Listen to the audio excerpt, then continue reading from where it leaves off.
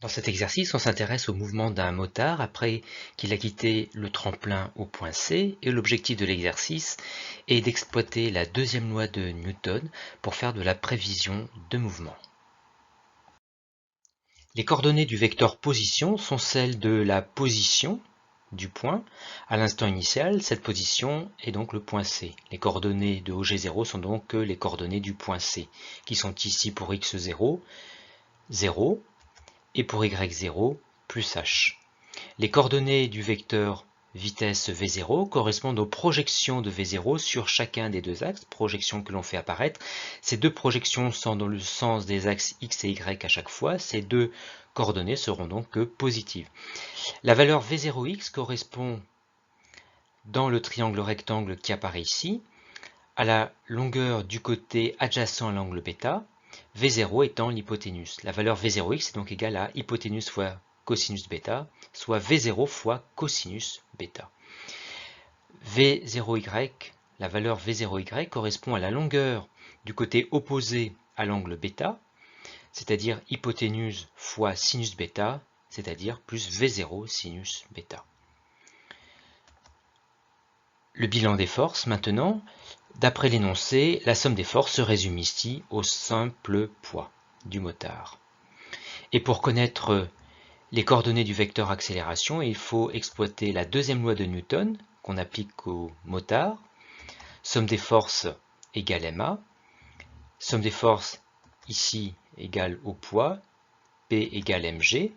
Et en simplifiant par la masse du motard, on en déduit que le vecteur accélération est égal au champ de pesanteur. Égalité vectorielle qui correspond à deux égalités entre coordonnées, l'une selon x et l'autre selon y. Les coordonnées du vecteur accélération sont donc celles du champ de pesanteur g, que l'on représente sur le schéma, champ vertical vers le bas, considéré uniforme localement. Les coordonnées de G sont ses projections sur chacun des deux axes. Or, G étant perpendiculaire à l'axe des X, sa projection y est nulle. Gx est donc égal à 0. La projection de G sur l'axe Y est G lui-même. G est dans le sens opposé au sens de l'axe Y. Gy est négatif et Gy égale moins G.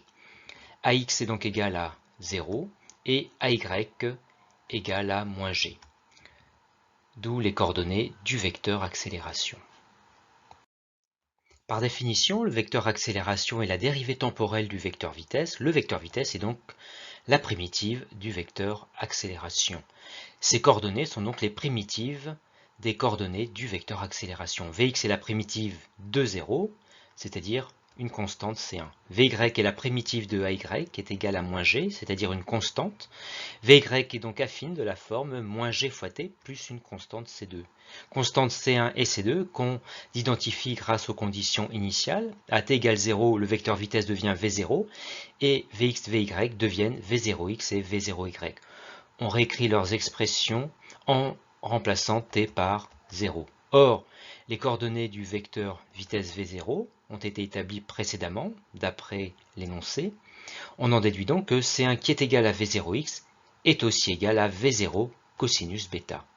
Et C2 qui est égal à V0y est donc aussi égal à V0 sinus β. On remplace les expressions de C1 et C2 ici pour en déduire les équations horaires de vitesse. Par définition, le vecteur vitesse est la dérivée temporelle du vecteur position. On en déduit que le vecteur position est la primitive du vecteur vitesse. Ces coordonnées sont donc les primitives des coordonnées du vecteur vitesse. X est donc la primitive de Vx, qui est une constante. X est donc affine de la forme V0 cos β fois t plus une constante C3. Y est la primitive de Vy, qui est une fonction affine. Y est donc un polynôme du second degré de la forme moins g sur 2t carré plus V0 sinus β fois t plus une constante C4. Constante C3 et C4 qu'on identifie aux conditions initiales. À t égale 0, le vecteur OG devient le vecteur OG0. X et Y deviennent respectivement X0, Y0. Et on remplace dans leurs expressions t par 0. Or, les coordonnées de OG0 ont été établies précédemment. On en déduit donc que C3 qui est égal à X0 est donc aussi égal à 0. Et C4 qui est égal à Y0 est aussi égal à plus H. On remplace C3 et C4 par leurs valeurs pour en déduire les coordonnées du vecteur position. Afin d'attribuer les graphes de Vy de t et x de t, il faut exploiter les équations horaires correspondantes. Vy est ici et on voit que Vy de t est une fonction affine décroissante car le paramètre devant t est négatif. Vy correspond donc à la courbe 3 qui traduit bien une fonction affine décroissante. X de t est d'après l'équation ici une fonction linéaire croissante car le paramètre devant t est positif, ce qui correspond à la courbe numéro 1 qui est celle de x de t.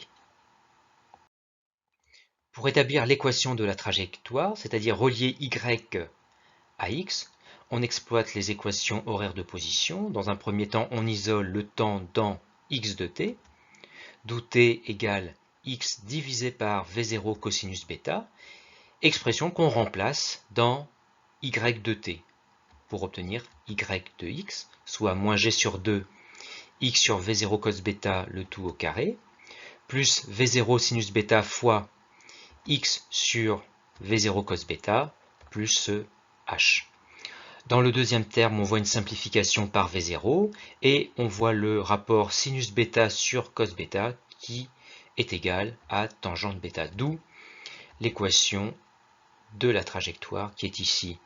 On reconnaît un polynôme du second degré, cette trajectoire est donc parabolique et comme le paramètre de x carré est négatif, cette parabole est orientée vers le bas. Parabole que l'on représente qualitativement sur le schéma. On indique sur le schéma le sommet de la trajectoire par lequel passe le motard. Et pour connaître l'instant où le motard atteint ce sommet, on exploite le vecteur vitesse dont on sait qu'il est toujours tangent à la trajectoire dans le sens du mouvement. Et en particulier, au sommet de la trajectoire, ce vecteur vitesse qui est tangent à la trajectoire est ici horizontal. C'est-à-dire que sa projection sur l'axe y est nulle et donc la coordonnée du vecteur vitesse selon y est nulle uniquement au sommet, c'est-à-dire Vy s égale 0. Et ceci est réalisé à un instant particulier, noté ts, tel que moins gts plus v0 sinus bêta est égal à 0. Il ne nous reste plus qu'à isoler ts. On isole gts dans un premier temps, et on divise les deux membres de l'égalité par g, d'où ts égale v0 sinus bêta sur g.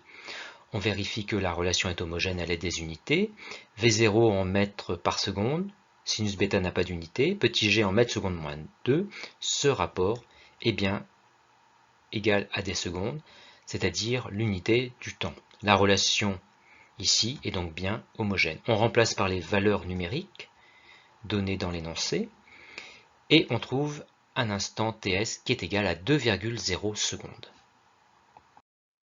Connaissant l'instant où le motard atteint le sommet de la trajectoire, on souhaite calculer maintenant l'altitude grand H à ce moment.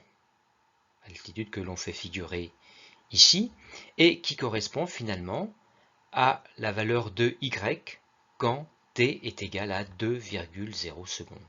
Il suffit donc de remplacer dans l'équation horaire de position de y de t, t par ts. On remplace ts par 2,0 secondes et les autres paramètres par les valeurs données dans l'énoncé et on trouve une valeur grand H de 40 mètres. Et enfin, pour calculer la valeur de la vitesse en s, on rappelle la relation entre la valeur de la vitesse et chacune de ses coordonnées. Vs égale racine carrée de Vx au carré plus Vy au carré. Or, nous avons vu précédemment que Vys est nul, car la projection de Vs sur l'axe des y est nulle. Et donc, Vs est tout simplement égal à la valeur absolue de Vxs, et comme Vx est positif et constant, Vs est donc égal à plus V0 cosinus bêta. On remplace par les valeurs numériques, et on trouve une valeur de 35 mètres par seconde qu'on multiplie par 3,6 pour l'exprimer en km par heure, soit une vitesse de 1,3 10 puissance 2 km par heure.